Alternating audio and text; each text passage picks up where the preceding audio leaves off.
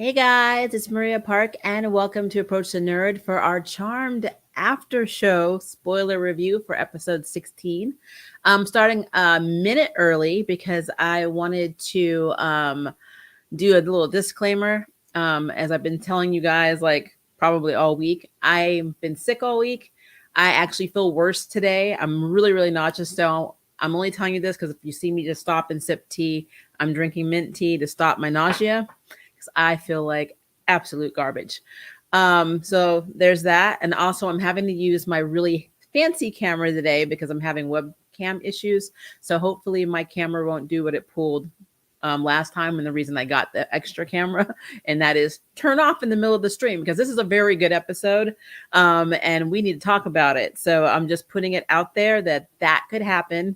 And if it does not, if it does happen, I'll just like figure it out. So we will have our stream. I'm just throwing it out there. Hopefully none of that is going to come to pass, guys. Hopefully I'm just being full transparent with you guys because I like to keep it real. And if you see me looking up here, I had to put my notes above my monitor today. So it's not that I'm being crazy eyed. I'm not having a seizure. It's just that it's over here. So I'm just saying when I want to look at a note, that's what I'm looking at.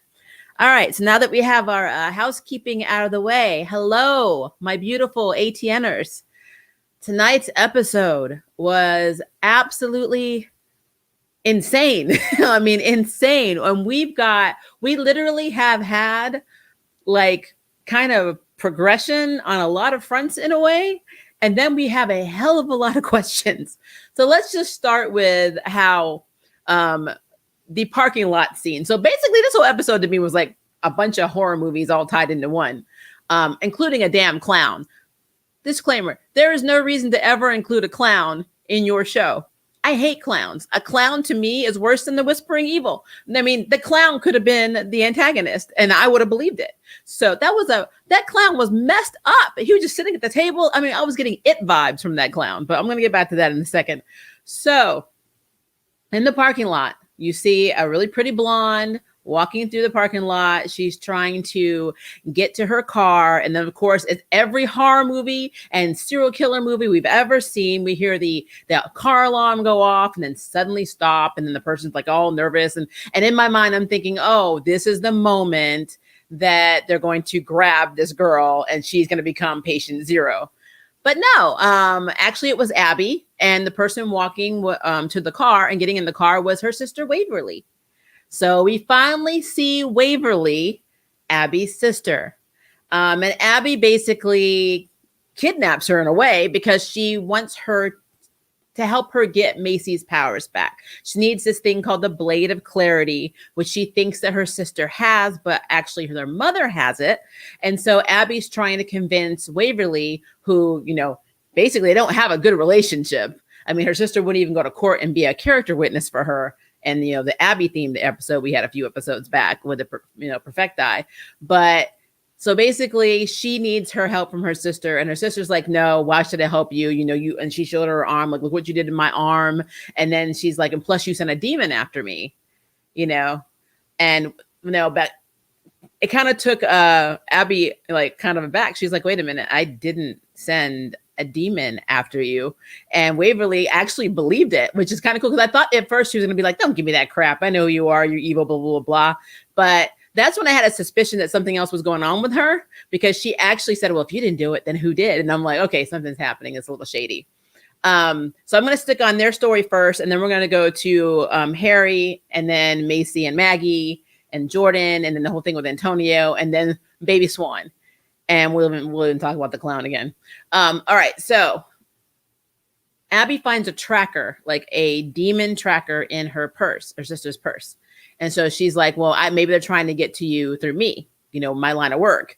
So they need a safe place to go. So, of course, Abby takes her to the manor.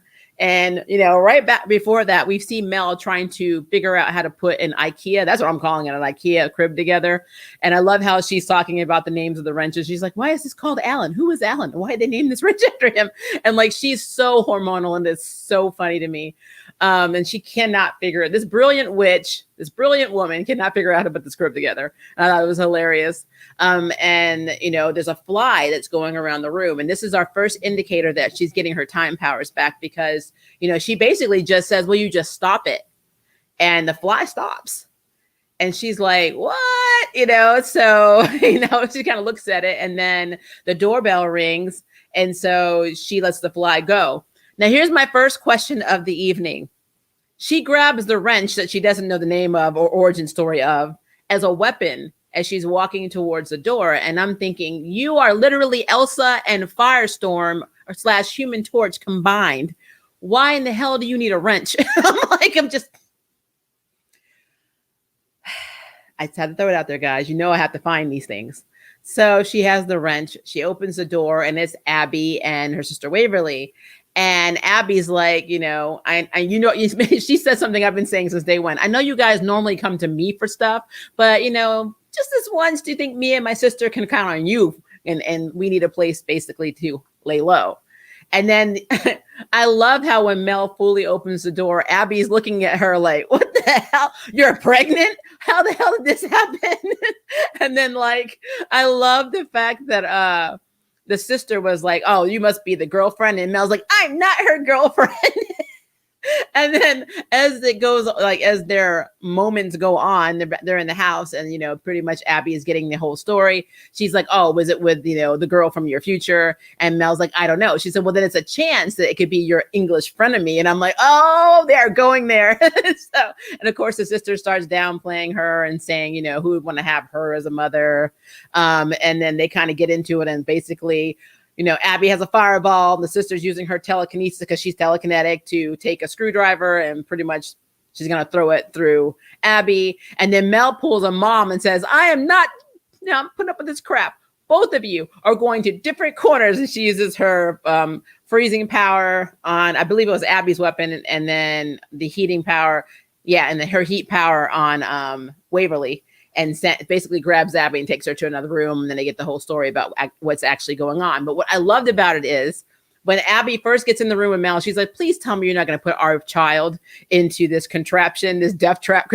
She's already claiming this baby is hers. So I'm like, oh, I absolutely love the fact that Abby is the one who's not only there to talk about their baby, but is also the one talking about our pep talking Mel, not once, but multiple times in this episode when Mel is down on herself for being a mother, saying she's not going to be a good mother. I'm never going to be a good mother. And basically Abby's like, of course you're going to be a good mother. I know bad mothers and you have all this love in your heart and you're amazing. Basically, Mel, I have it bad for you, which essentially means you will be a good mom. So they played that, to the T. For all of us who love Abby and Mel together, or Abby Mel together, this episode was definitely pro Abby Mel, which is very interesting because Mel was struggling to put this crib together. Where in the hell was Ruby? They don't have allergy anymore. Ruby wasn't in this episode at all. This is what I'm talking about. Now, disclaimer, guys, I don't hate Ruby. I don't hate Ruby's character. I just have issues with U-Haul relationships where we don't get to see what happens progression wise. They just go from point A to Z with no B to, Y through any of we never got to sit through any of the conversations, any of the things that they would have worked out. It's just basically Ruby just accepts things as they are and says, okay, I'm cool with it. Yeah, I'm not really into magic, but I want to be with you. So I'm cool with that. Oh, I'm cool with you being in danger all the time. Oh, I'm cool with you. Basically everything that happens, she's cool with. And I'm like, that it's not normal. As somebody who is married, you have to have a voice. You have to have an opinion. There has to be compromise. And the only compromise that is happening is on Ruby's end. And that is not fair to that character. I'm sorry. That's just how I feel about that. So, but again, for all you who love Mel and Ruby, no hate. I respect everybody's ships and opinions here. So I am not going to hate on that. I just don't like the chemistry and I don't like the lack of story between these two. So that's just how I feel. All right. So back to the whole situation with them. So we come to find out after Mel convinces, Abby and her sister maybe to kind of work things out. A demon, he does show up. And he is basically after Waverly. Now they can't find Waverly in the house because she was left in the other room. She actually still is there, but she's in hiding. And so basically Abby and Mel are pretty much defending or Mel really is helping defend both Abigail and Waverly against this demon that's coming. And so, they both use their powers respectively. And then the guy throws a knife at Mel and she manages to freeze it. And even Abby grabs a knife. She's like, did you just freeze time? And she's like, I guess I get my powers back. And then Waverly shows up and, she's like trying to figure out who sent this demon. Turns out Waverly has a little girl named Lydia, and the mother is after her baby now. And so now she knows. So the mother is not just a bitch to Abigail. She's crazy to Waverly too. She didn't abuse her like she did Abigail, but she's nuts. The mother is completely nuts. This woman should have never had children. I mean, it's just insane to me that this woman was able to procreate not once, but twice. It's weird. So I still would love to have a little exposition on Waverly's dad, because obviously her and Abigail do not have the same father. So I would love to know what that's about. I have a feeling we will be hearing a lot more from their mom because something is wrong with her. So yeah. So that is the whole thing with that. And basically the sister Waverly is going to agree, she's going to help Abby get the dagger of clarity to help get, Macy's powers back.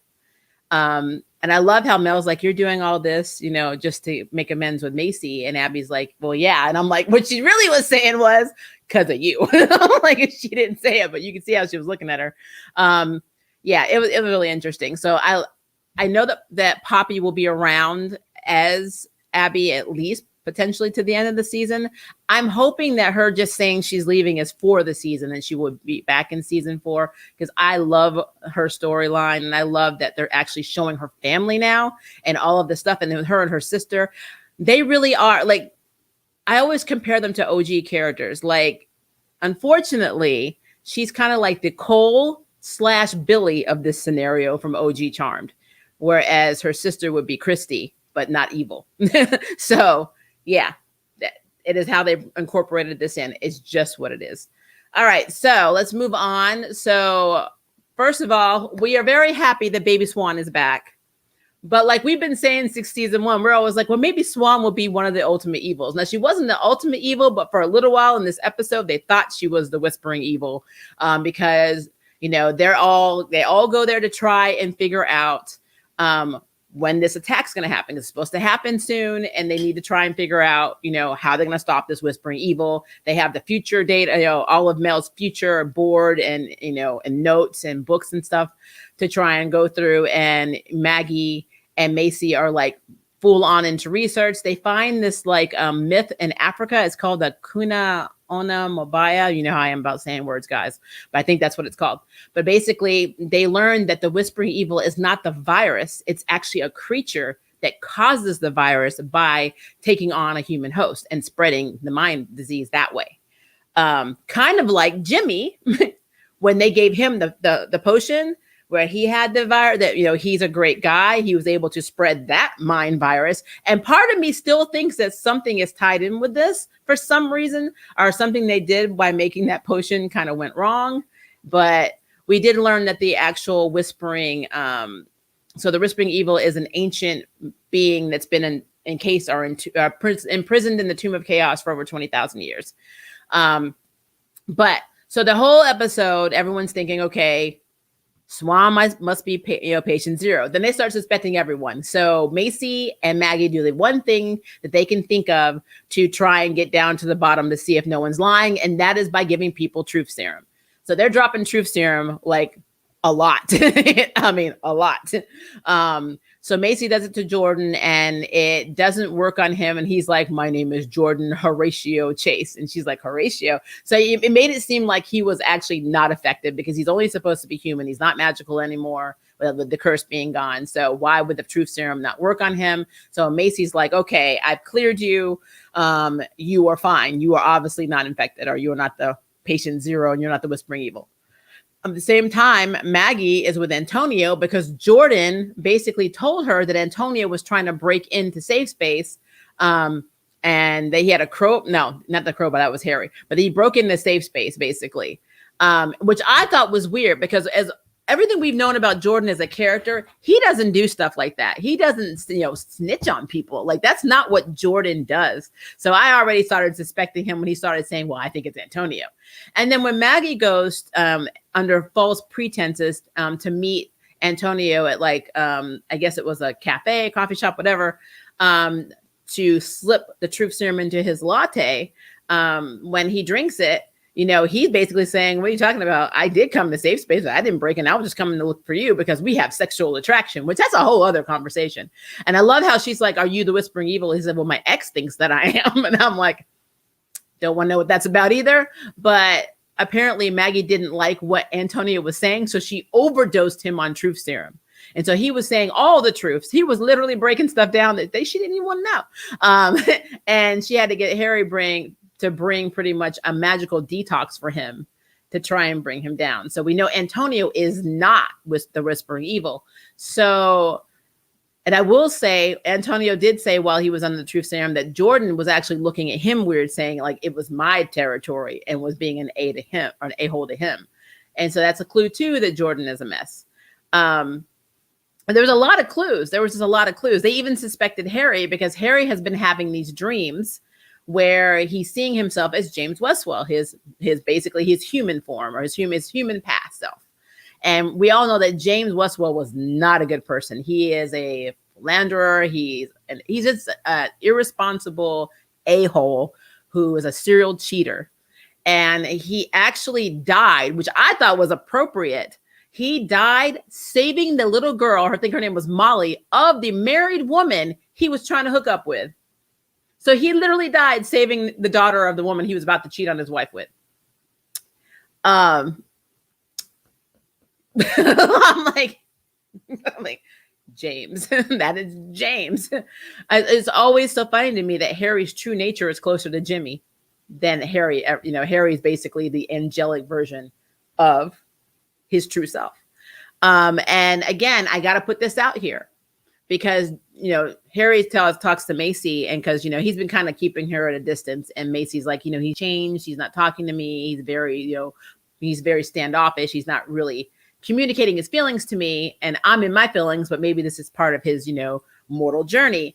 And he just wanted to try and make a potion where he could have sleepless dreams so he wouldn't dream about his past because he's terrified that without him being a white lighter and having his mortality back, that he's going to become the a-hole he used to be when he was James, which is something he should have thought about before he decided to do all this in the first place, because that is the problem that I have in this series as a whole. Love the episode, but people never think about the long term. They only think about in the moment in this show.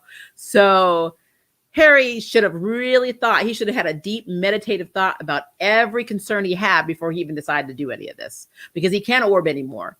He's losing all of his white lighter abilities because he's turning mortal. Well, my question is this, question number 2, ladies and gentlemen, and non-binaries and everybody else we got in the house.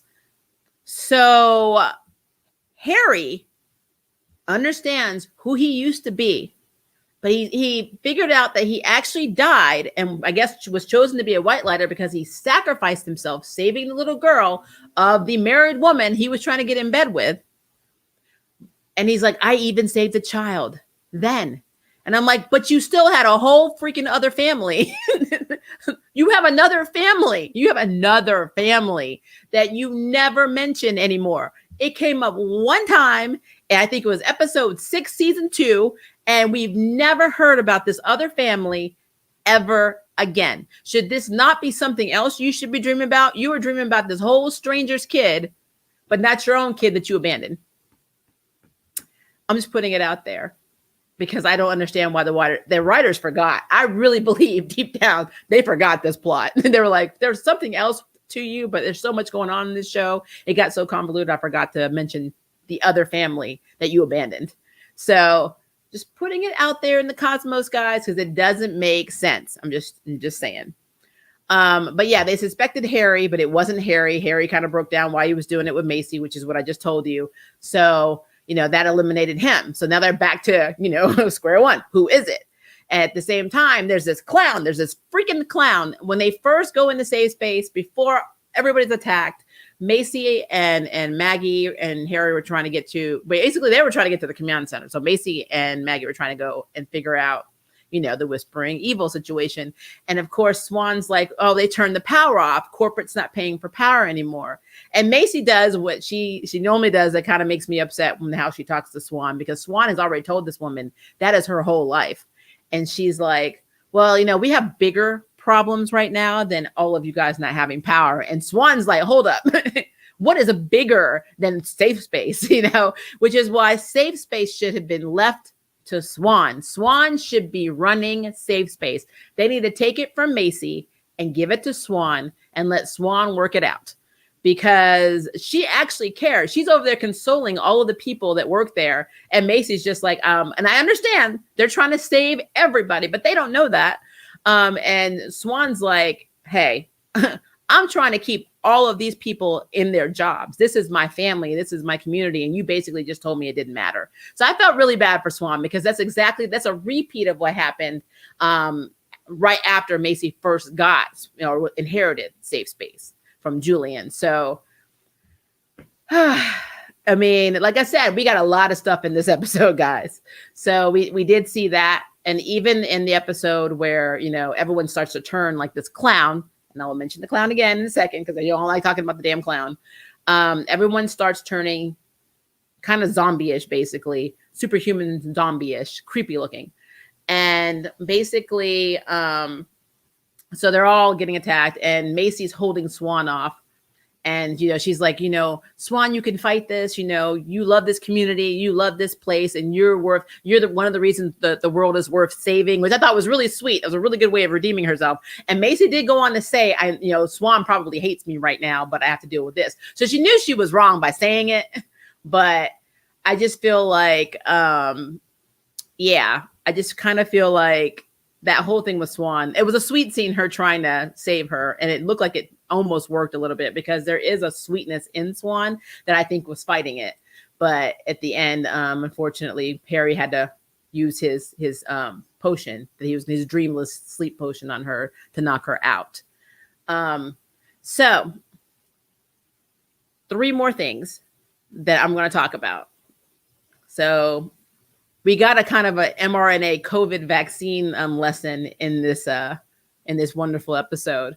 I guess they're trying to put the mRNA process in there, so people that don't understand about the COVID vaccine and how mRNA works, since it's a very new, transportation system for, viruses or for vaccines distributions. Macy made a potion out of the fetal DNA of Mel's baby or her pregnancy via mRNA. And I felt like that entire sequence was basically a shout out to, are you vaccinated yet? Like, literally, did you get the COVID vaccine using mRNA? Because the fact that mRNA was used, I thought was hilarious. It's going to train our cells to attack our, to basically rewrite our cells so we'll no longer have the allergy. And all I kept thinking is, it's going to make this cone-shaped spear so we can fight COVID. And that's literally what went through my head when they were talking about mRNA in that potion. But another question that I had is, whenever you make any type of a vaccine or a potion solution, whatever, you usually have to extract something from the source. So I'm like, are they drinking a potion with Mel's umbilical fluid in it from the baby? Charmed. But anyway, they drink the potion and it ends up saving their lives, because the big baddie of this episode, which is the next statement, it happens to be Jordan. It is Jordan. What happened was, when Jordan was sent into the Tomb of Chaos, he was the very first human to ever be sent there, making him very easy for the whispering evil to attach itself to him. And so when they saved him and brought him out of the tomb, they brought basically the passenger with him. So Jordan has literally been infected since Abby's trial. And that's why he left. It wasn't because he couldn't deal with Maggie's, and the charm stuff and almost, and being stuck in the Tomb of Chaos. He left because he was actually infected already. And I want to know what he did while he was away, because we know what he did when he came back, but what did he do when he was away? So I really want to know. I really want to know what went down with that, because that's a big deal. And now that Maggie and Macy are able to touch each other, they were able to use kind of a charm, power of 3 spell without Mel to make a barrier that saved them last minute, because their powers do not work on Jordan. None of their powers individually, outside of, I think, the power of 3, affects him at all. So that is very interesting. And I kind of wonder where they were going with that. And then back to that damn clown. So basically, when they first get to safe space, they notice there's a clown sitting at the table. And my instincts were like, I don't even care if he's whispering evil. He just needs to go. They need to vanquish him. This needs to be a vanquish. Like, because I can't. Woo! That clown looked so evil. He looked like he could be literally Pennywise's cousin in it. I was in my feelings, guys, when I saw that damn clown. And they made him bright yellow. And like, oh, no, that was the scariest part about this entire episode. The entire episode was the fact that there was a damn clown in it. I didn't care about all the other stuff. I was like, there was a damn clown and I am done. I'm like, I am done. So yeah, that happened too. So let's see. In a nutshell, very, very good episode. I much better than last week's episode. And I like kind of where they're going with this. I just hope it doesn't get retconned again, because that is something that keeps happening. We make progress 5 steps forward, and then we go like 6 steps back the next week. So I'm hoping that they stay true to this pace. And most of the stuff that happened in this episode, I actually didn't feel like I had to suspend my disbelief, except for when Mel was walking down the hallway to, to answer the door, and she picks up the wrench. And I'm like, lady, you can cast spells. You have 2 active powers. Why in the hell do you need a wrench? I still don't understand that. What was she going to do with the damn wrench? I mean, if it was somebody that could be defeated by a wrench, she didn't need to hit them with it. Because what is the postman? I don't understand what she was doing with that wrench. Somebody needs to tell me why she picked that wrench up when she is literally Elsa and Human Torch / Firestorm combined. And now she still has her 2 powers. She has her Elsa ability. She has her, Human Torch abilities, and she can freeze time. Girl is like seriously OP right now. So Mel went from the one we all felt sorry for to probably one of the most powerful ones in this whole effing show. So just putting it out there. And the last thing about this episode is it was actually confirmed, because the potion did work, that I was right last week, that Mel's baby is Benadryl. So we're going to name Mel's baby Benny.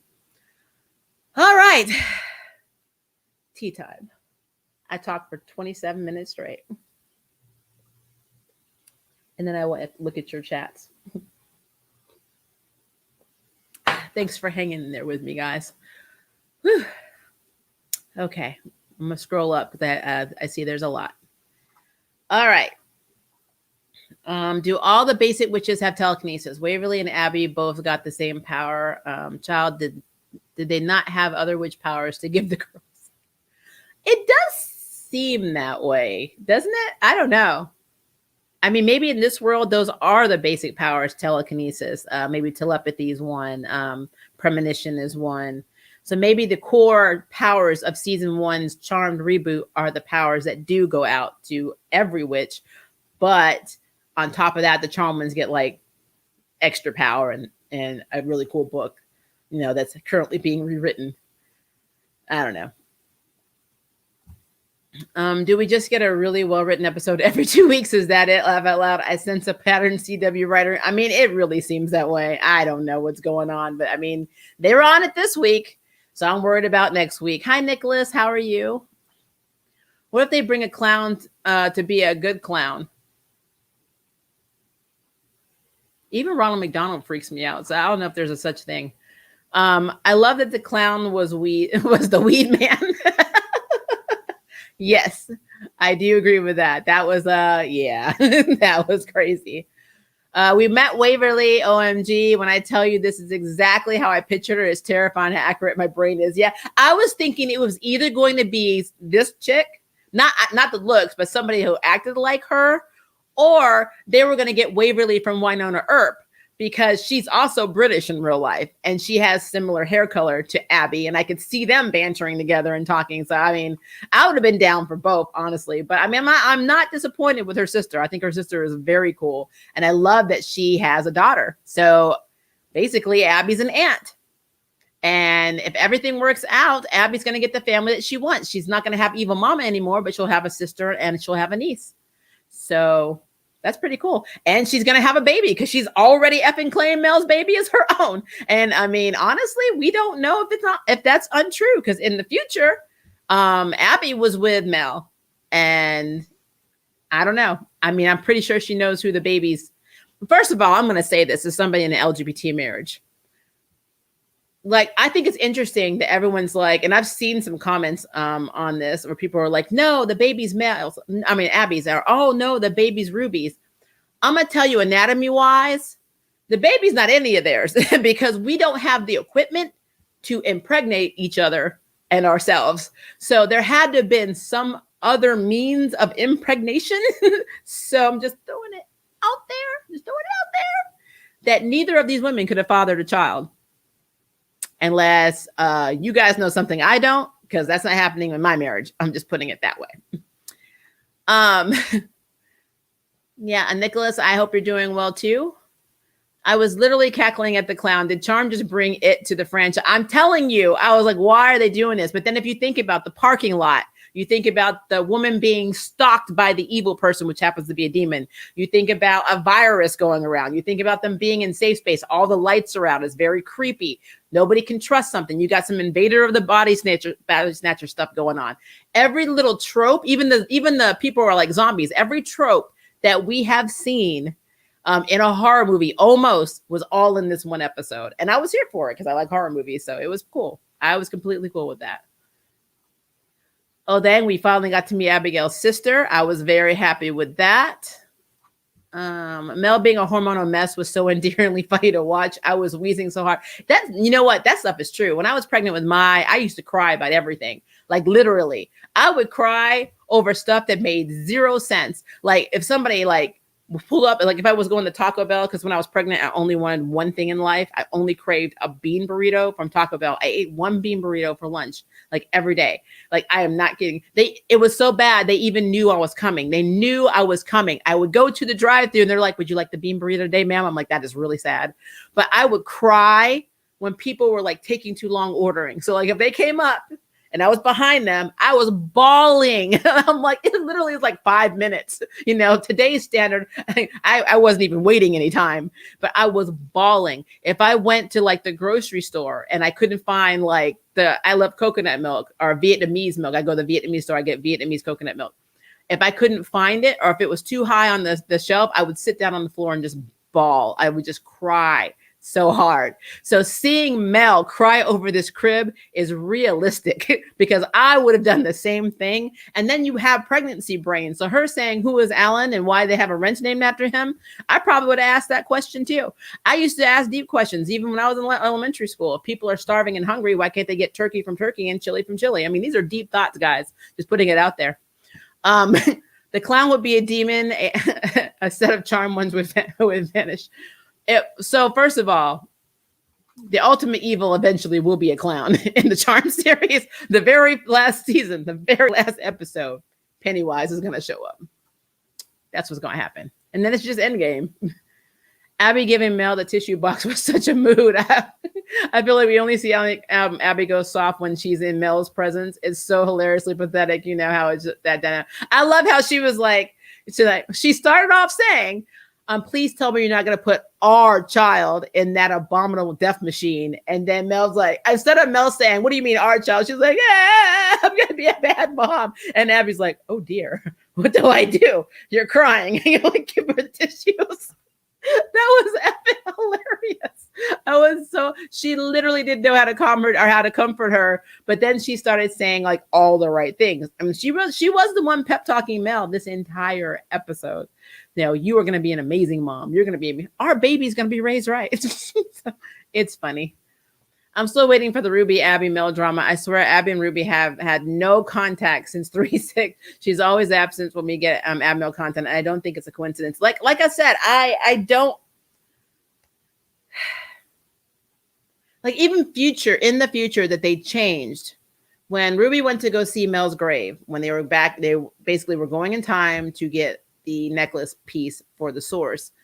Ruby had a granddaughter, and I don't know what happens to that timeline, because obviously if she had a granddaughter and Mel had died in the past, who was the father of her children? So there's just so much going on, guys. It's a lot going on. So Abigail bringing her family to meet Mel. And you see how Mel's sister kept looking like when, so in the scene where they're all talking and like, Mel is crying. And of course she's giving, or basically getting the pep talk from Abby. And you see the kind of sister looking at them kind of like, what's going on here? And you can go back and look at it, because this is what I talk about. You guys need to look at what other characters are doing when your characters that you ship are doing things. It's absolutely very telling. And like the fact that, the fact that Abby just decided that was her kid, and the sister was kind of like, oh, this is your girlfriend. And nobody listened to Mel at all. When Mel's like, this is not my girlfriend. It's kind of funny to me.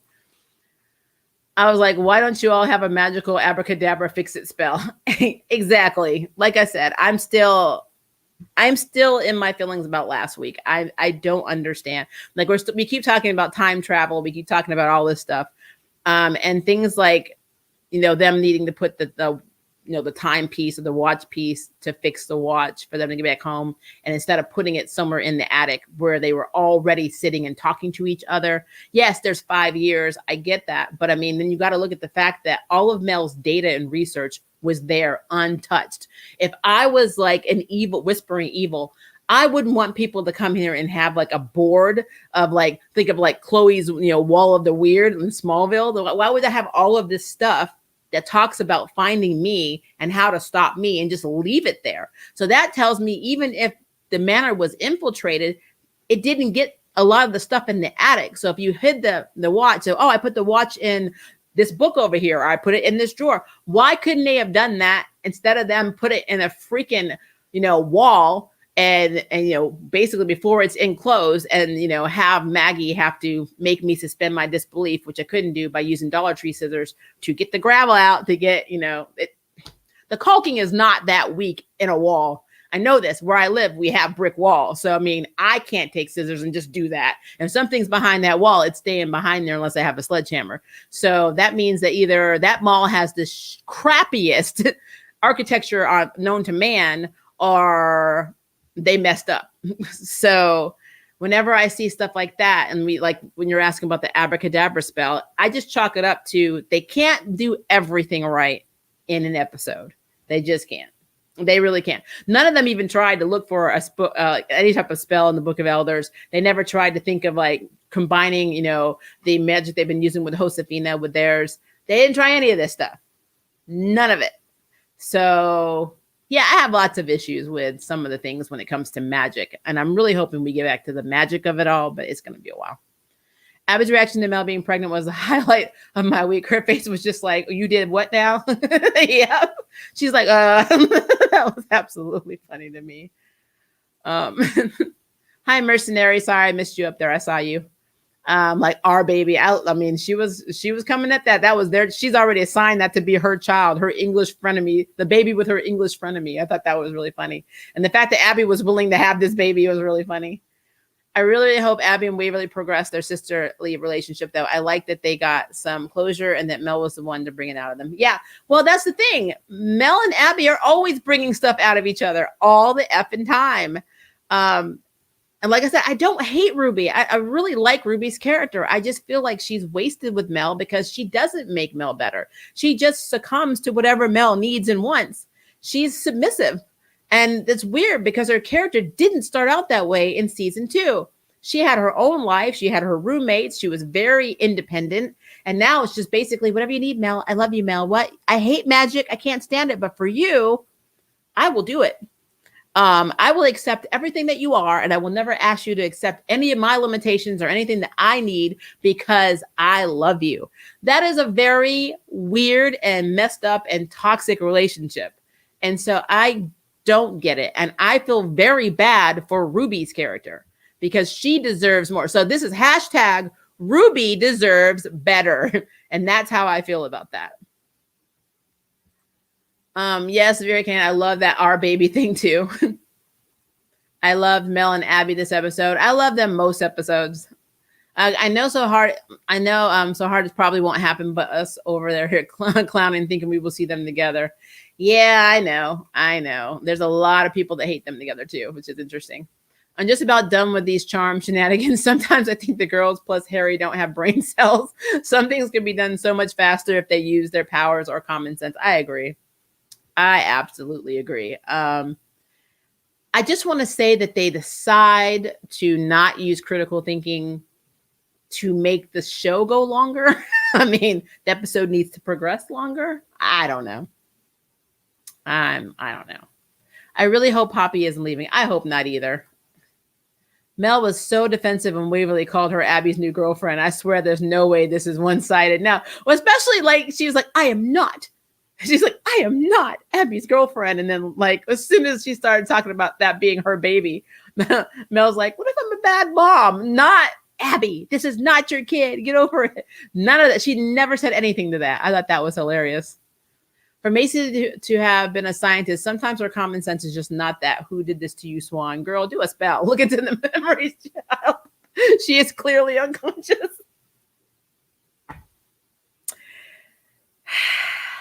Sean. You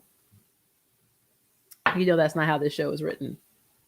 I need you to stop. I'm like, I'm happy that Mel's starting to get her time powers back. It's about time. Yeah, and like I said, she's like OP now because she still gets to keep her other two abilities. So she's going to stop. So you know how Piper was able to freeze and then blow you up? Well, I think Mel's going to beat Piper because it's implied that the reason that future Mel was able to go back to the past is because she has her time powers. So she's going to be able to go back and forth through time too. So she's going to be able to stop time. She's going to be able to, slow it down and speed it up with her Elsa and her, her Human Torch power. So she's going to be like the overall definition of a comic book time witch. And I am completely okay with that.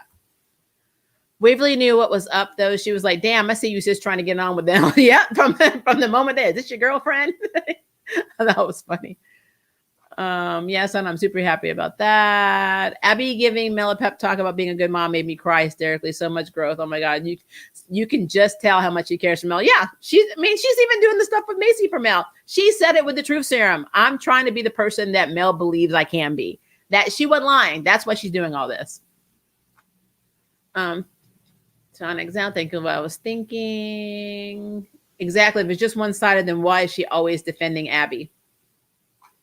Because it's always been that way. Even Macy called her out on that. Also, Abby pangling when Mel was hormonally. She was panicking. She was like, what do I do? That box of tissue was scooted. More like she's like, this is my lifeline to comfort you. Kleenex. Yes, the time powers. I'm so excited. I am super excited about it.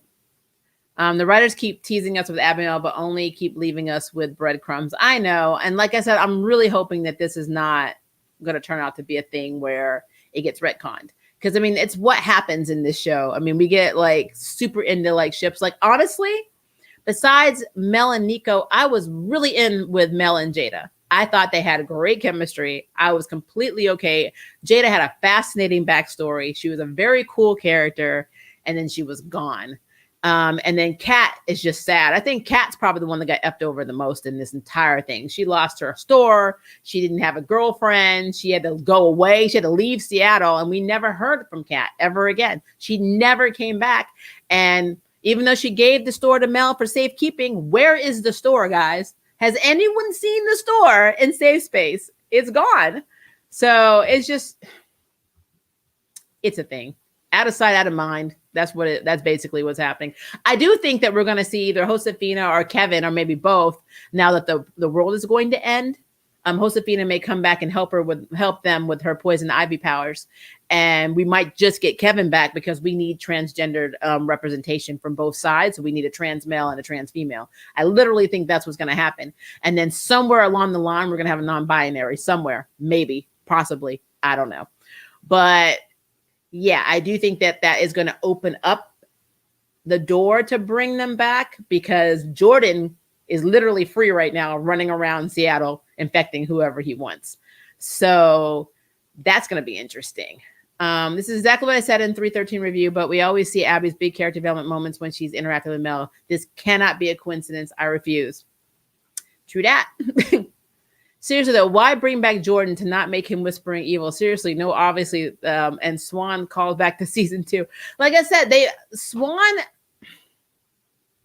since they continuously make Swan the literal mascot of Safe Space, but yet they kind of make fun of her for only having Safe Space in her life. But that doesn't make sense, and it's not fair, because without Safe Space, they would have never had the command center. They would have never had money, because Maggie became a manager to support her sisters because they couldn't get a job with no identities. All of these things that the sisters have gotten in their lives since they've been in Seattle are because of Safe Space. So like Swan saying that this is a place for the community, this is family, they should feel that too. They should feel grateful about it. And for some reason, just how Macy talks about it sometimes is just very irritating. My question is, how did a 6-year-old version of Waverly have the self-awareness to know that Abigail was into women? Because if you remember, Francesca said Waverly was 3 years old when she got burned. Good question. That is a very good plot hole and a very good catch. Very good catch. Good question.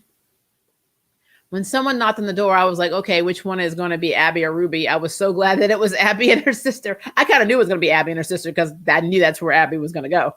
They can't stay at her place because of the tracker. They have nowhere else to go. I was expecting Waverly to be a teenager, which now makes me question how old Abby really is because of the half-demon aspect of her. Isn't Mel supposed to be like 27 if Macy is 30? So maybe she's 28, 29, and her sister. I can't remember the age difference between them. Were Abby and Waverly 5 years apart? I can't remember. If they were 5 years apart, then her sister could be like 22 or 23, and then maybe Abigail's in her 30s, which that could be a thing. Me and my brother are 5 years apart, so that could be a thing. It's the fact that Ruby isn't even in the episode for me. I know. I don't know what it is. I don't know what it is. You know what they say about crazy people. They crazy. Abby's mother is pure evil. Yeah, I wouldn't be surprised if she's also the whispering evil. That woman is a biatch. I do not like her at all. She's worse than Aunt Vivian. This was a great episode to have Abby meet Ruby, to be honest. A part of me feels like they can only have so many people on set for filming. I mean, kind of, but I mean, there was a lot of people in this. So I don't know. I don't know what they're doing. I mean, they even brought Antonio back. I don't know what they're doing, honestly. Here is hoping that if Poppy leaves, it is to make amends with her sister and be the best auntie she can be, because Lord knows if they kill her character. Yeah, if they kill Abby off, I'm going to be mad as hell.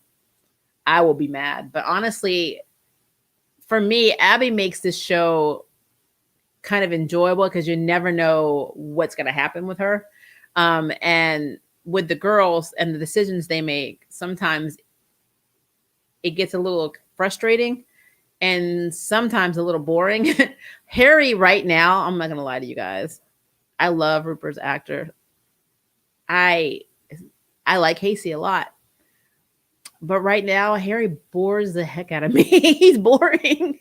So, and it's like they keep trying to put him in like a little side story to have focus on him, because besides Jordan, he really is the only other male character, and he's a lead male character in a show predominantly filled with women. So they need to have some reason for him to be there. But like they keep putting him in the forefront instead of what's actually happening. Like this whole side story with him, we didn't even need to have this week. I'm not hating on it, but I mean, all it did was make me question exactly what, Harry was questioning. What's he going to be like when he's mortal? Is he going to be the a-hole who can father multiple children and have different families and cheat with married women with no conscience about it? Or is he going to stay more like himself? So yeah, it is a moral dilemma. It is something he is worried about, but we had to have this journey at the same time that we're trying to save the world. And that's why I'm having issues with that. Is like, we don't need to have a side Harry story in every episode. We just don't. He is a fascinating character, but he's had a lot of screen time last season, and we don't need a repeat of that this season. So yeah, I'm just, I need a compilation video of Harry, titled Fumbling Harry. That would be funny, actually. Um, I feel queer baited, exactly. Yeah, this show trillion% queer bait. Sadly, even when Mel's in a relationship, it's queer baiting. I'm gonna be real with you, it just really is, because we never see it. We barely see this relationship. We see more with Maggie and her relationships than we ever have of Mel and hers. I mean, yes, we've seen scenes where her, laying in bed with Jada and making out and sleeping with Nico, but it's like, okay, that's all they do. Like, they have a conversation for like 5 minutes and then it's back to the real drama. Will Maggie go with Parker? Well, is Parker going to get rid of his demon side? And what's going on with Macy and her first relationship? It's just it's like there was always more focus on the other sister stuff. And honestly, less on magic, which is really where I'm hoping season 4, we go back to the whole format of the demon of the week, or like the magical creature that needs help of the week. I really want that. I don't want them to be every other episode is this big apocalyptic thing that has to be solved right now or everybody's going to die. And it takes 7 episodes, and 7 episodes basically takes place across 2 days. I miss season 1's pacing that way, because season 1's pacing, like Medusa episodes, one of my favorite ones. I loved that pacing. And we got a little bit of the source at the end, but every episode was at least some creature, some demon doing something. And I literally love that format. And I hate they don't do that anymore. I would like Abby and Waverly's mom to be a warlock so she can introduce evil witches, aka warlocks. I mean, she could be an evil witch and do that, but yeah, I get what you're saying. I do get what you're saying. So they're literally dropping truth bombs. Yep. They're dropping the truths. Harry and Macy are cute. They are cute. That's the thing. Hasty is cute. Harry's side stories are not so cute because it's too much. It's just too much. I know more about Harry than I know about anybody else in the series. And I think that is weird. I'm just putting it out there. I get why some might feel queer baited because I feel it, but at the same time, they're clear about Mel being with Ruby, at least currently Susie. I mean, yeah. Kind of. I mean, we're going to see what happens. That's the thing in this show, because even when Mel's in a quote unquote stable relationship, we've seen with Nico and Jada that's not really, it doesn't pan out. I swear, why is Antonio even still here? Seeing him pine over Maggie was so unbelievable awkward. It was weird that he was going to safe space because he wanted to hook up with Maggie, because of their undeniable sexual chemistry. And even Maggie said that. And she's like, I want someone safe, not somebody I have undeniable sexual chemistry with. And I still don't know to this day why she keeps having premonitions of sleeping with him if it's not going to happen. So I don't know what any of that's about. I don't know what any of that is about. But I guess they need to have Antonio be in it in some capacity. Although I still really want to know why he said his ex would consider him to be the whispering evil. What did you do in that relationship? I'm confused. Melby for me is like watching two sisters try to kiss. That's funny. Hurricane. Yeah, I hope that if and when she leaves, they don't kill her off and she just leaves to go be with her sister. Yeah, like go into hiding or like take her. I mean, again, I'm hoping that she doesn't leave. I'm hoping that she becomes part of the cast and permanent cast in season 4. Just like I don't want Jordan to leave. I want Jordan to be saved, because they're doing that thing where which is the thing they do a lot in the OG Charm, where they're like, I have to save, the world, even if I have to sacrifice my love. I mean, by any means necessary. And it's like, okay, you're doing that again. Cool. I really wish that Mel's baby came back or came to visit them in the finale, like Chris does in OG Charm. And if it's a boy or a girl, whatever, and it's like a 20-year-old version of that kid. And then we get to see them interacting with Mel. I think that would be absolutely hilarious. But another thing I think is interesting is for a series that tries so hard not to take stories from the OG Charmed, it even happens to them organically. Like the only reason Mel's even pregnant right now is because she's pregnant in real life. So they were able to take a story from the OG Charm, hence Piper being pregnant and Chris coming back to make sure that he's born and to make sure Wyatt doesn't turn evil. Well, they just kind of morphed that into, we have a baby that, like Wyatt was in the room, can protect take away the allergy basically and allow your powers to come back so you can protect it and everybody around you. So basically she's got her own Wyatt, but I just feel like it would have been cool to have like, the baby come from the future saying, that's me in there and I came to help you, Mom, or something like that. I think it'd be kind of cool. They probably won't ever do that, but I thought it would be interesting. Jimmy died a noble man, totally unexpected. But the funny thing is, he died true to what he was, because he was literally flirting with Molly's mother, who said, I'm a married woman. He's like, well, basically you can't win them all or something like that, or everybody has flaws or something like that, something of that nature. And I'm like, wow, he even died trying to hit on a married woman.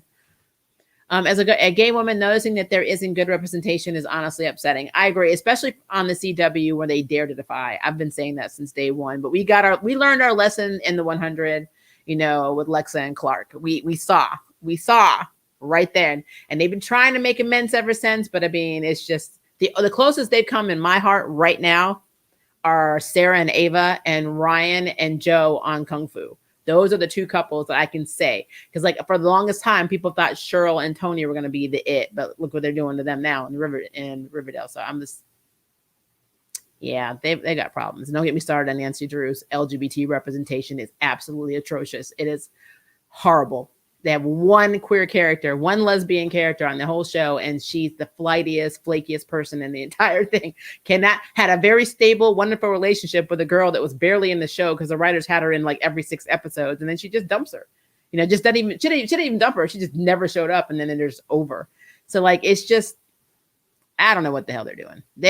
I'm beginning to think they don't know how to write LGBT relationships, even though sadly with Batwoman, I think some of them are actually in the LGBT community. So it's just, I don't know. I'm hoping that Batwoman does a little bit better, but we'll see what happens.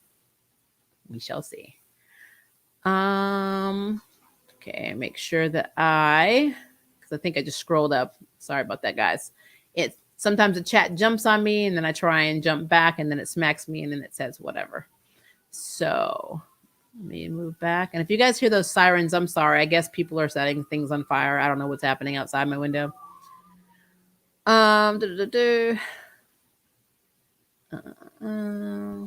I'm just going to click on one, guys, because I think I probably am missing. Oh, wait, I think I found it. There we are. Ha! I understand people wanting to see the ship, but I just don't feel it compared to the other choice, aka Abigail or Abby Mill. Also known as that. Oh, so you're saying you don't see how people say it. That's fine. Like I said, everybody has their ship preferences. If you look behind me, I am a fan of ships that I think should be together that probably will never be together. Ruby and Weiss from Ruby, Kuroko and Misaka from Railgun. Actually, though, I do have on this side, I do have the original Precure White and Black, who actually are now canon. So I can't say anything about that. I also have another Precure right here, which is Chocolate and Macaron, and they actually are canon too. But I mean, there are so many couples that I ship that I never thought would get together, and sometimes they do, and sometimes they don't. And this all stems back to the fact that we just need better relationships. We need relationships that can start off rocky, can start off as they're not friends, or as Abby says, as frenemies. And then they support each other and they develop into a relationship, as opposed to a one night stand becoming a girlfriend, not organically, just out of nowhere because of the writer's plot. And then basically goes from being a very strong and independent woman to being a submissive yes woman to the main character of the show. Because that is literally the problem that I have with Mel and Ruby, is that Ruby deserves better. She literally deserves better. They wrote her into a relationship where she can't say no. And that is the problem. She should have stuck to her guns and been like, I don't want to deal with magic, where she was in season 2's finale. We never got any closure to that whatsoever. They just started a relationship. It's like, I don't want to, it'd be like me saying, if my spouse was like a cop or something, I don't want to be married to a cop. I think cops are bad.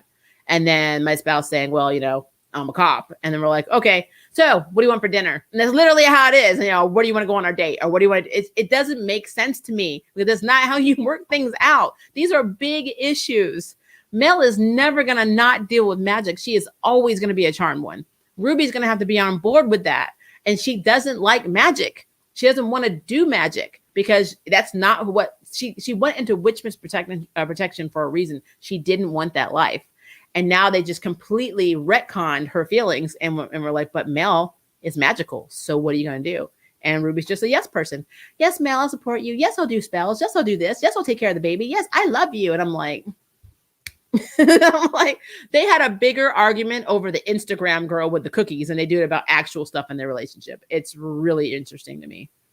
Harry literally gave up his powers only for Macy to finally figure out how to get rid of the allergy. Yeah, that one lost on me. My question, where's Jimmy? He literally fell into the plot hole of Tartarus.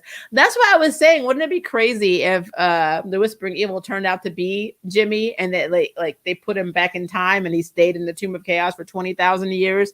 Because the mind allergy is so similar to the allergy that, Macy and Maggie gave to Jimmy that it's ridiculous. I mean, it's almost verbatim the same type of principle. So I don't know. I think it's really weird. I don't think Jimmy is gone. I don't. Putting something in someone's drink, not a good look show. Yeah, they like to roofie people all the time. All the time. And it's acceptable. Progression. The scene where Harry saved the little girl, I think the quality might be why he was chosen to be a white lighter in the first place. Yeah. And I think it's so funny that they actually tied that in with 5 seconds before him flirting with Molly, the little girl's mom, who's married, and him being okay with her being married. Because of course he was. Honestly, though, I'm screaming about the Abby Mel content like she literally helped build the crib with Mel. Yeah, they're adorable. Maggie was slipping truth serums into Antonio's drink like a creep at a bar. Yeah, she overdosed him. I was like,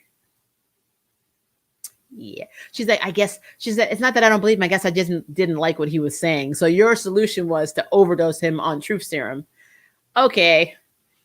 There must be something about Antonio's ex. First he said she was a witch, and now he says he's evil. Maybe she is magical. I mean, he might be really telling her the truth. She should have asked him, are you magical?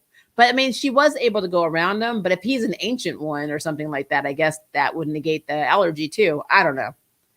It's weird. Love the crib being built was such a subtle move, though. I agree with that. I also want the girls to learn how to write spells. Because they did in the first season, didn't they? I thought Maggie and them were making up spells.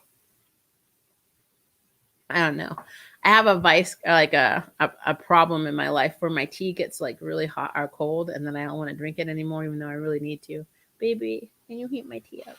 My spouse is right here. Supported character.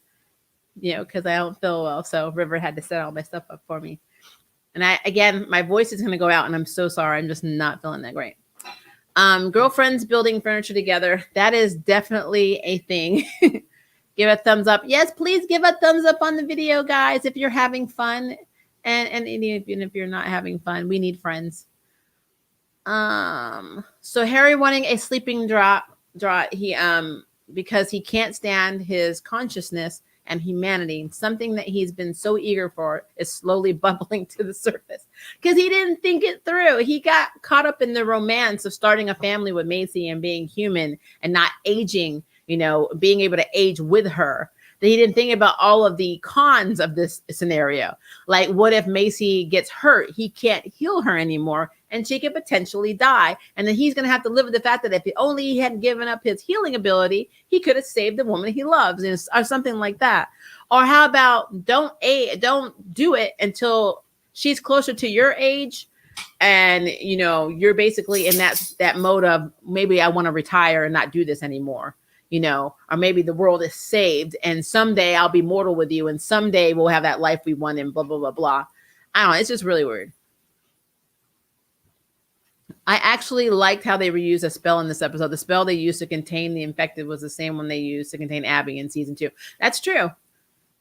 And actually they used it in the part of the club scene too. Just like with, whenever I see Macy's power now where she's able to like use her telekinesis, it's kind of like, not really a force field, but she's like slowing them down to the point where it looks like there's a force field.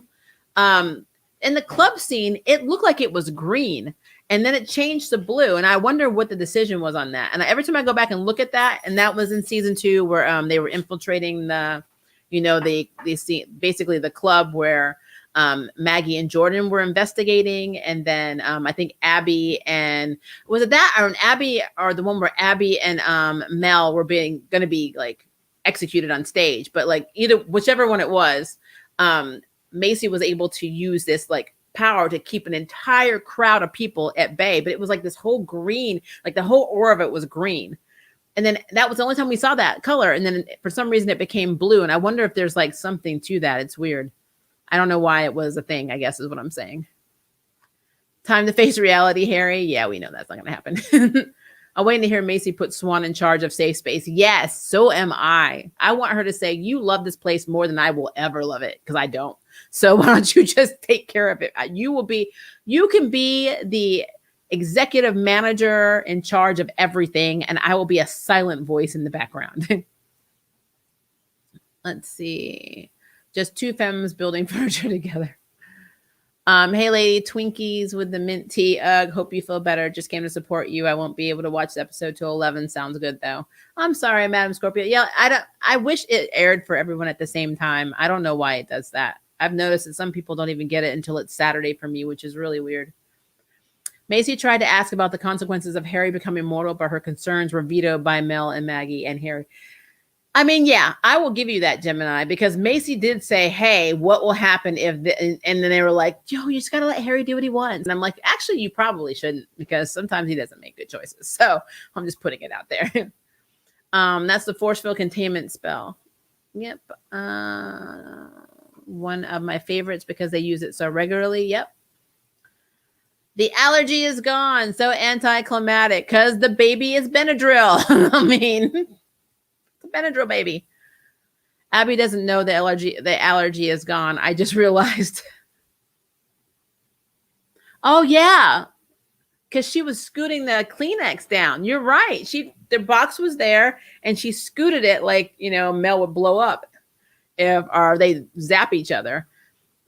But she did sit next to her on the couch, and that was a heck of a lot closer than 6 feet. So she was not social distancing at the end. So maybe she figured it out at the end. I don't know. It's all very confusing. The allergy was very anticlimactic and almost an unnecessary plot. It was there. It was there for COVID. You have to look at the symbolism behind this. CW never writes anything that does not have some kind of representation of what's really happening in our real world. So as I said at the beginning of this stream, the potion that Macy made used mRNA as the carrier for the vaccine or in their case, the potion to take away the allergy, to reprogram their cells to not make them resistant to magic. That is so COVID mRNA right there. So that makes sense. And then, when you talk about, basically the allergies is going away, that is pretty much COVID. COVID is now gone. We don't have to have our masks on. We can be around each other again. This is their way of saying we don't need to be apart anymore because COVID is over. And what's kind of strange for me is that I think in real life, just because you got the vaccine, you are not safe from COVID, and everybody else is living their best lives and just taking their masks off and running around the world like nothing. But to be fair, where I live, they've been doing it anyway from day one. But they act like, oh, I can just go party and do all this and this and this. And now they're finding more and more people, even the fully vaccinated ones, are still getting COVID and passing it to other people.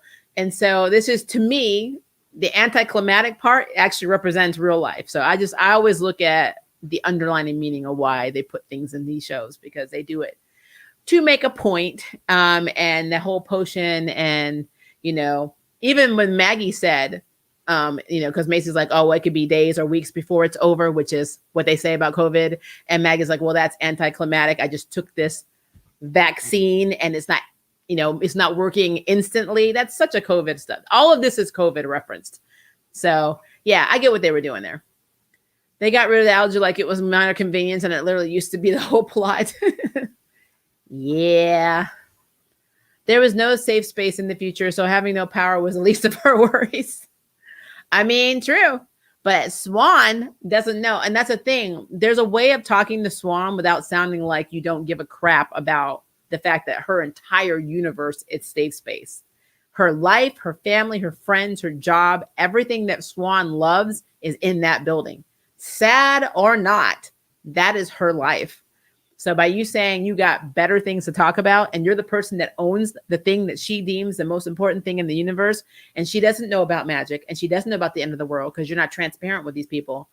Yeah, I'd be in my feelings about it too. I mean, turn the damn power back on. You're the boss. Figure it out.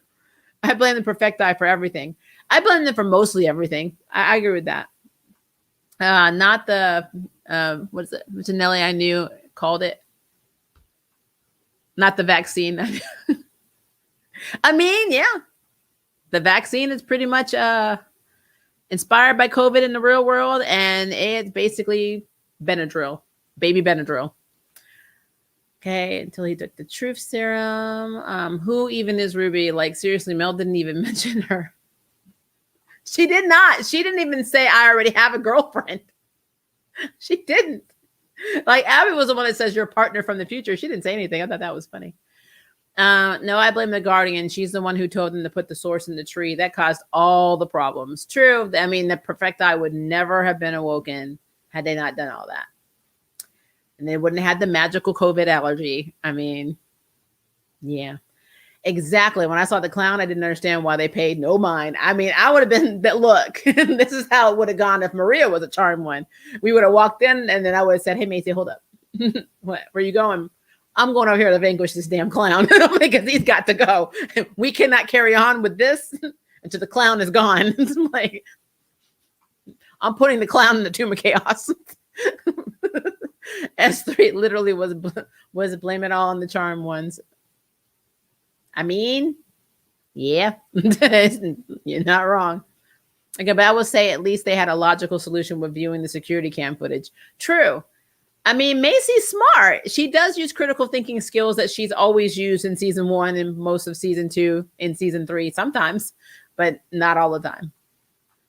The clown was a classic horror trope. Like, you know something bad is about to happen when you see a clown. Absolutely. Absolutely.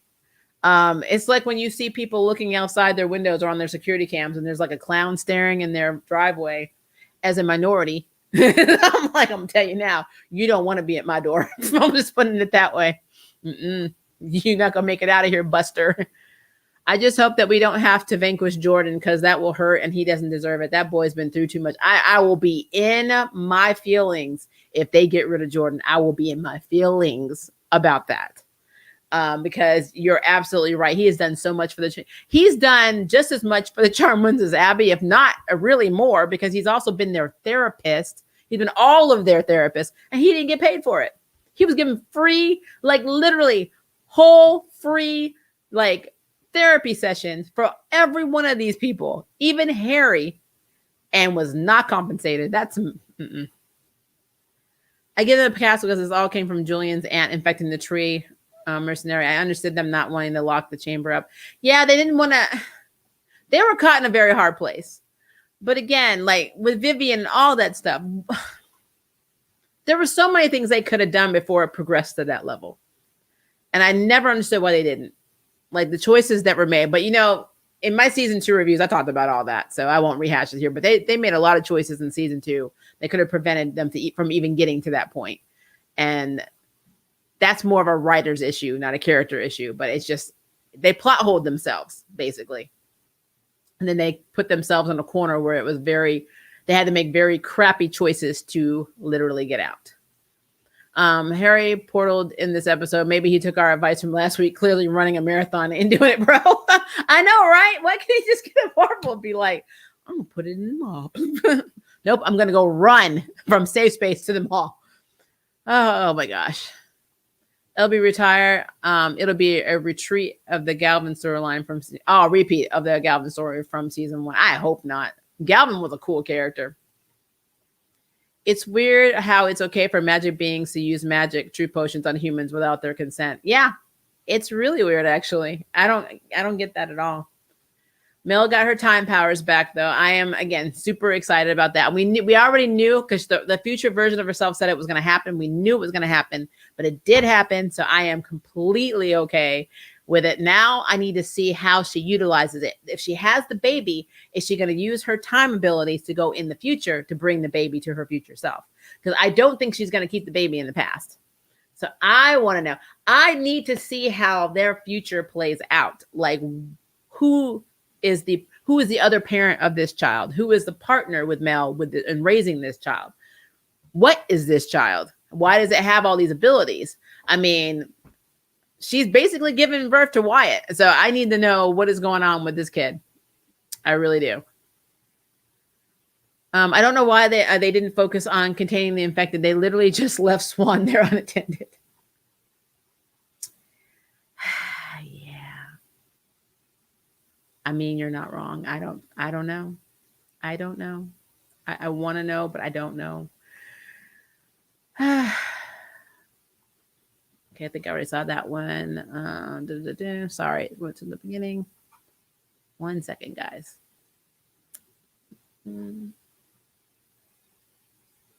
This may go out of order, so I apologize because this is what's happening, and I don't know why.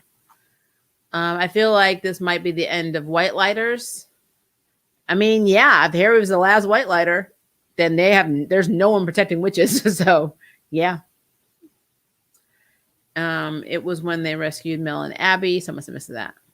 I kind of want Mel to lose her icy hot powers and just keep the time powers because then she will be overpowered. I mean, but to be fair, Maggie has premonition. She's still an empath. And then she has her force push emotion stuff. So she's got 3 abilities. Macy still has her telekinesis, but she also has this like power where she can like immobilize you because it's so far, like almost to the point where there's like force field around you and you're not able to move. And then she's probably going to get her demon powers, her fire powers back too from Abigail. So she's going to be OP. So yeah, Mel needs to be OP too. So I have no problem with her keeping them. I just want her to use her time abilities more. So I'm okay with that. Low-key, the sisters have to deal with way more with Harry than Harry has to deal with the sisters. That is very true. Very true. Yeah, the CW always try to put current events into their plots. I don't know if it's a good thing or a bad thing at this point. Initially, it was good, but sometimes it gets to the point where it's just a little too much. But it's kind of a catch. If you say that you don't like it, then they'll say, ha, agenda. But if you say that you do like it, then they say that you're being woke. So I'm like, you're never going to win. So why try? Waverly knew her mother was up to no good. She just needed to be reassured of it. I mean, heck, I just had to be with her in the room with her mother for like 5 minutes to know she was up to no good. So I don't get why she was confused by this. I'm sure True don't care if you have a vaccine doesn't mean it will last long enough. Yep. Just because you have the vaccine doesn't mean you're 100% safe. You've got to still be aware of wearing masks. Exactly. And like, I don't try and get on my political, thing on that.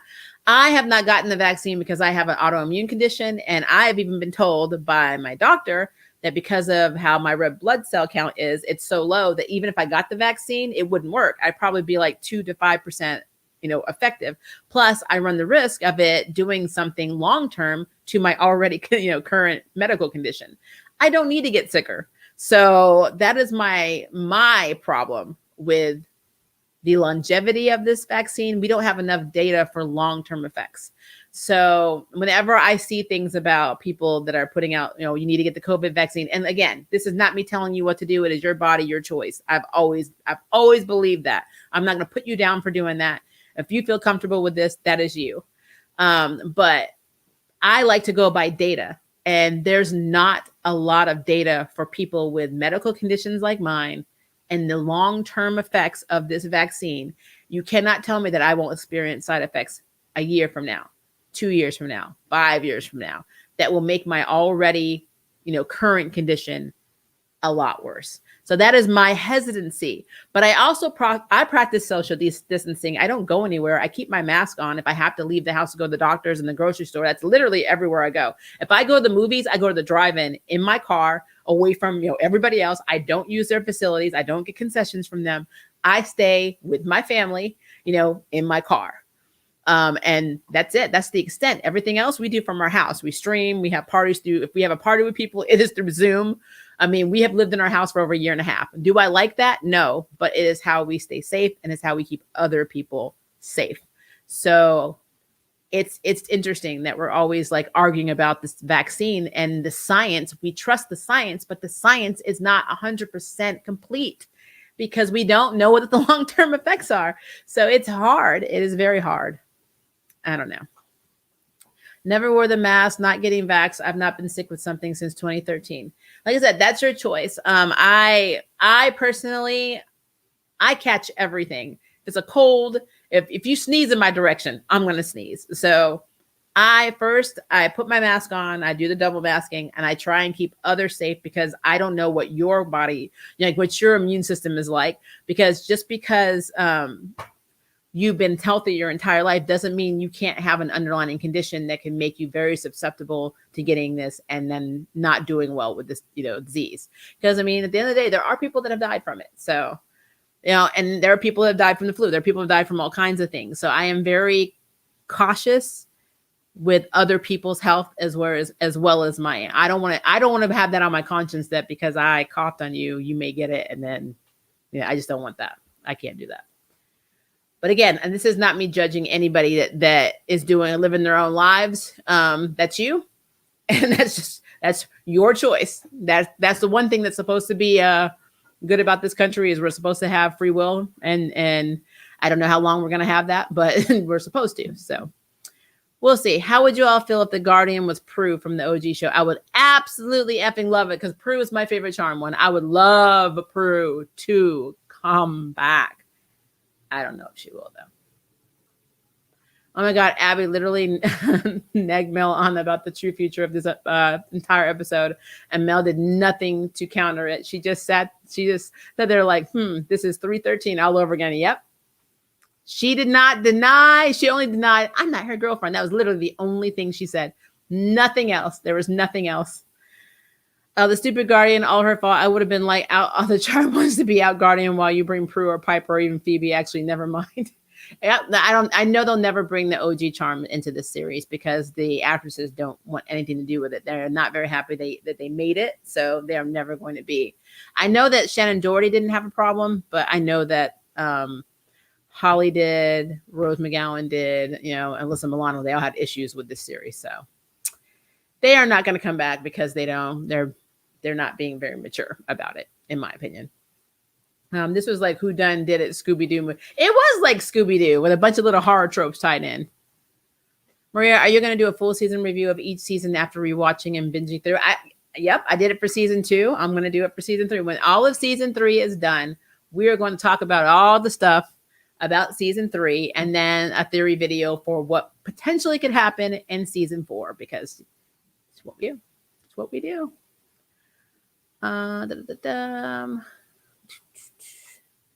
And move down again. I'm trying, guys. Sorry, I gotta scroll up really quickly.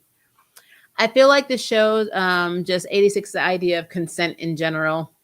They do have a problem. The biggest problem I have had with Charm to date, this version, is how they treat mental health.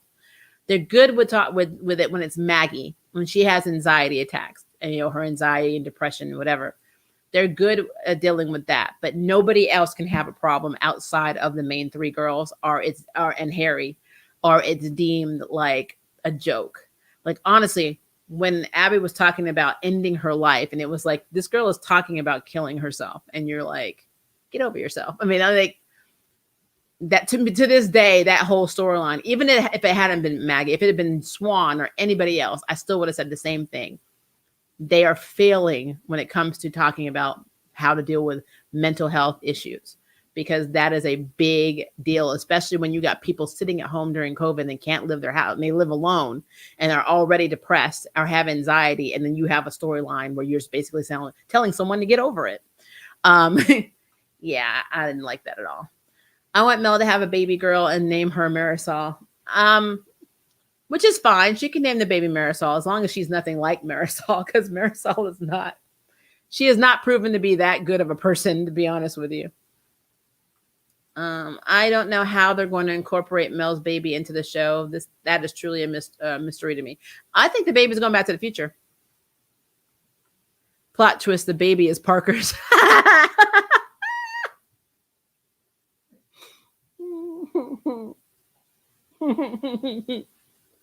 Mel's got some explaining to do. No, make it a boy and name it Cole. That would be cool. I assume the same way they did with the originals, just do time jumps. I mean, if Mel has her powers, they can do time jumps now. I wonder if she'll be strong enough to take people with her, though. That'll be interesting. Benita Viricane. Benita sounds like those cookies. Macy needs to tell Abby to keep the fire powers. Well, see, and that's the thing. She's like, I'm going to give you your powers back, but I mean, it doesn't seem like Macy wants them back.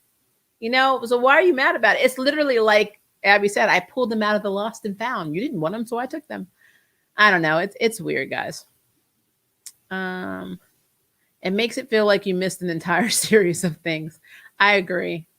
I hope not. Time jumps are so confusing, especially the way they deal with time in this show. It's very MCU. It's very weird. Macy definitely don't need the fire powers. Don't need another Piper. I stopped watching the originals after season 4, though. Yeah, I've been hearing a lot of problematic stuff again about the actor who plays Alaric. So yeah, there's a lot. Will Abby be the baby's godmother? I don't know. Like I said, I'm very excited to see how the future plays out. I don't think Ruby is the future partner of Mel. I don't know if Abby is. I would like it for it to be Abby, but I don't know that either. Somebody fathered that child. So I don't know who that is or how that came to be. The irony of Abby's mother craving immortality. Immortality is literally a demonic trait that Abby has. That woman is a hypocrite. That woman is psychotic. That's what her mother is. Lots of people with pre-existing conditions have died after getting vaxxed.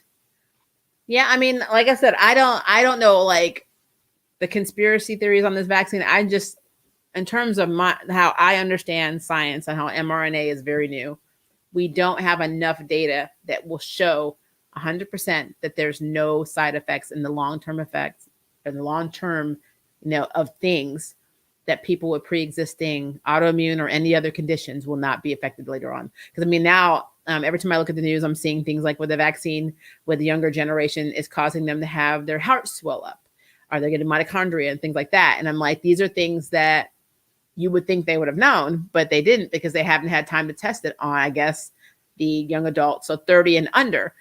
But that's crazy. And like every week from my doctor's office, I get like an email saying, would you like to participate in phase 4 of the COVID vaccine trial? And I'm like, no, why would I do that? Why would I be a guinea pig? That's really weird. So it's a thing, guys. It is a thing. Agree. I just feel like I can't bring myself to rewatch the entire thing in order to catch up. You don't have to. There are ways around that. I have to show you my ways.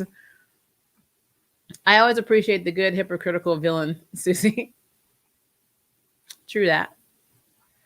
Maggie's premonition powers are the strongest, in my opinion, because she easily found out that Jordan was the whispering evil just by responding to her power's vibration, while Macy couldn't even use her telekinesis. But I kind of feel like Maggie's powers are kind of like how Phoebe's were in the beginning. They're hit or miss. Like in the last episode, she couldn't get a premonition until she just really focused on the picture. But in the beginning of season 1 and, before they lost their powers, she was able to do it on command. So I don't know. It's weird. Even in this season, when they were looking for the first creature that got out of the Tomb of Chaos, a guy that would make you fall in love with him and do things, and basically kill people for him and stuff like that. The mirror creature, she was able to touch this crime scene and instantly see where this thing was. So I don't know why her powers are like wonky now. It's really weird. It's just weird to me. Abby's mother is far more of a monster than Abby has ever been. Yep. I mean, I wouldn't be surprised if we think that's a man in a clown suit. That could be Abby's mom. She could be the clown. Just vanquish her. Maggie is so underrated, but in reality, she really literally comes up with the best ideas. She does, which is sad because, again, her older sister is literally a scientist who uses logic every day and does not come up with stuff. So I don't know. You should give Nancy Drew season 2 another chance. The season gets better and Nancy gets a massive development arc in the last 3 to 4 episodes. Also, Nancy and Gil broke up. Nancy is into Ace. Well, I will say this. Number 1, I actually have seen all of the episodes at this point. Number 2, if I hadn't, you technically just spoiled me by just saying that right there. So then I wouldn't have to watch it. Number 3, I don't like it. The only characters I generally like in that show, I mean, Ace is okay. I like Nick and I like George. That's it. And it's hard to watch a show when you only like 2 or 3 characters out of the entire cast. So it's a thing. It was like Maggie was picking up a phone call the way her powers were vibrating when she touched Jordan. I'm surprised Jordan just didn't kill her while she was holding his hand or scratch her or do whatever. What was he doing while she was spending this like minute and a half having this premonition? I don't know. Telekinesis is OP in my opinion. It's just a matter of how they write it. I think Maggie's force push can also be OP. So I felt Mel needed some more focus for her power. I agree with that. But to be fair, Mel has always been she's always been the underdog in the show. They don't really write a lot for her to do, especially in season 2. So season 2 was very hard for Mel. Mel was a shafted character in season 2. And these next 3 weeks, I'm just going to write a whole Abby Mel fanfic novel for y'all. The CW just wants to torture us with another hiatus. Yeah, I think it's July 16th. That is, I don't know, guys. They need to throw in Monster of the Week episodes every so often. I know. That's what I'm saying. I miss that format so much. Well, Shannon Doherty is mature and the other 3, well, yeah, I know. You're going to binge the whole season. Good luck.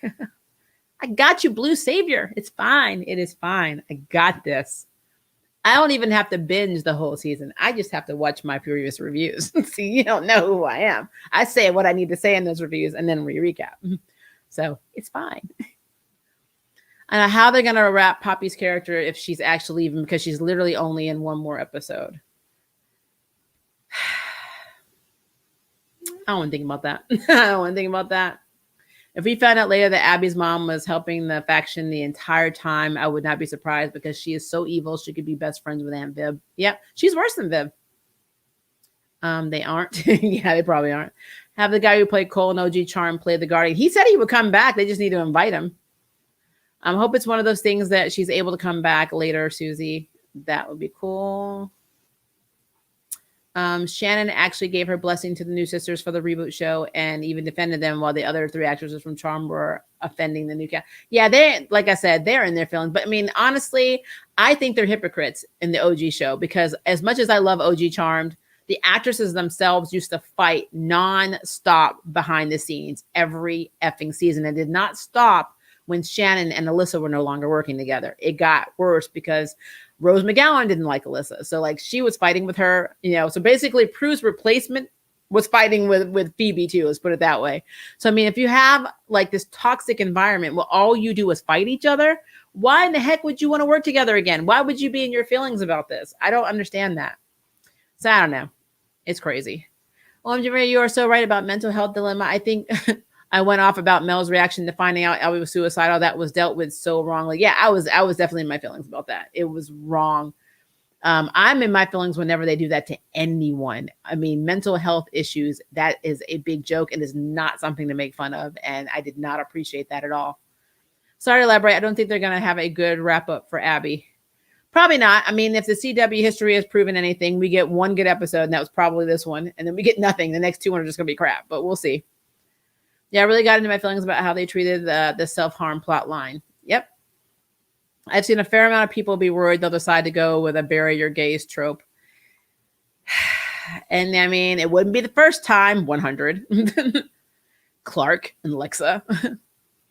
Of course, the 86 Abby's whole demon side trying to kill her plot just can't just beat mental health. It takes conscience and continuous work, and in many cases, professional help. Yep.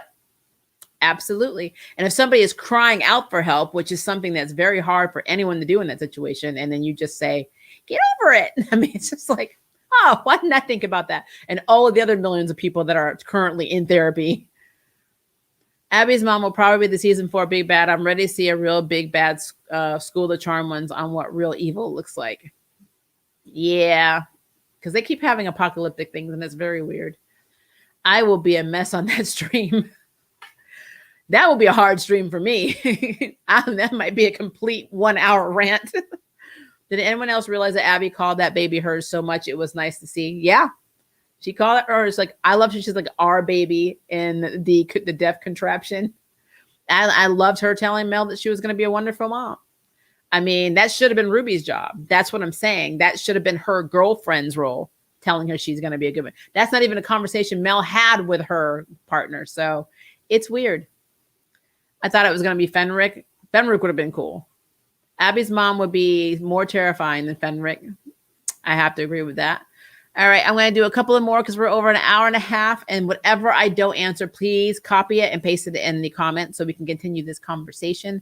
But I feel it, guys. I've kept my nausea at bay, but I don't know how much longer I can do it. So I'm going to answer a couple more and then I'm going to go. Let's see. Charm was Phoebe-centric most episodes. I do agree with that. Summer break started, not so ever going to school. Parents want me to go through my brother got quarantined, went home in person. Quarantining is good. It is a good thing. The OG cast were so awful to each other that nobody liked each other. The showrunners and the writers and directors, even the actresses were so tired. The show kept getting renewed and it showed. Yeah. Alyssa is a narcissist. I have heard that. I don't follow her on any social medias or whatever, so I don't know what she does, but I have heard some negative things about her, which is so sad because I remember watching that show, Who's the Boss, where she played Sam. And I enjoyed her in that role. And it's not that I didn't enjoy her as Phoebe, but yeah, it's sad to know that the people that you think won't cause problems behind the scene were probably one of the biggest ones. So, but to be fair, Shannon Doherty did have her time as a brat too. They said that she was hard to work with on Little House on the Prairie. She had issues with 90210. So, but I think that she, being a breast cancer survivor twice, and going through all the stuff she went through, I think she actually learned from these experiences. So I think there's a difference there. She grew up. So I feel like this reboot just gets shat on by everyone, whether it's the old Charm cast or the old stands. Not all of them, but I doubt we'll see a season 5. You never know. If they make enough money, CW will give them a season 5. Rose, Holly, and Shannon would have did a wonderful job. Yeah. They introduced the original Hello Sisters as the Charm ones and not Paige. I would honestly be happy because Paige just didn't seem like a true Charm one to me. She was just there to fill in. She got on my nerves a lot, honestly. I've always had a problem with characters that just come in and then within 3 episodes, they just are basically on the same level as the people that have been doing it for 3 or 4 years. And they do that a lot in shows. I don't know why. They just come in and they're just like, okay, I'm here. I've learned everything I need to know in the last 72 hours. Let's go. And it's just, so there was that. But she did have some good storylines. I hated her more when she was in a relationship and something happened with her boyfriend, because that really showed her loyalty to her sisters, because she was literally not loyal. She always took the boyfriend's side no matter what. So yeah, it was a thing. It was a thing. Okay, and last one. Thank you, Nick. I am trying very hard. I am. I mean, I've been going on, honestly, 3 weeks of being sick. I've seen 7 doctors in my care team so far. I have appointments again next week. I feel like I literally professionally go to doctors at this point. And on top of already feeling like crap, I went and saw an allergist today and got stuck by over 100 and something allergy needles to see if I'm allergic to something making me sicker. So it's been a fun day, and I'm tired. I'm very tired. But we are going to have our Owl House episode 3 review tomorrow morning, and then I will do Kung Fu. I watched it today. Me and River watched it. Loved Kung Fu. I did have questions, but loved the episode. It's one of the better episodes. And something that I said was going to happen actually happened in this episode in Kung Fu. So we will talk about that, and I'll probably set that stream up for tomorrow afternoon. So you will have the stream in the morning for Owl House, and then we'll have our Kung Fu episode 3, which should have happened today, but I got out of the doctor's too late. Will be tomorrow afternoon. A thing. All right, guys, you guys are awesome. If you are having, if you just got up, have a great day. If you're going to bed, have a great night, and hopefully I will see you on tomorrow so we can hang out again in 2 more streams, because that's what we need to do. And don't forget to put the comments below, because we are having a good trek. This guys, this conversation, this episode, we have lots. I'm sure I haven't even picked it all apart. So just put your theories on what you think are going to happen from this point, because now at this point, it's anyone's game, and I'm super excited for it. But yeah. All right, guys, I will see you later, and thank you for the get well wishes. I will put them in my heart, because I am trying very hard. I'm trying hard, guys. All right. See you tomorrow, or if it's later today, see you later today for you guys. Bye-bye.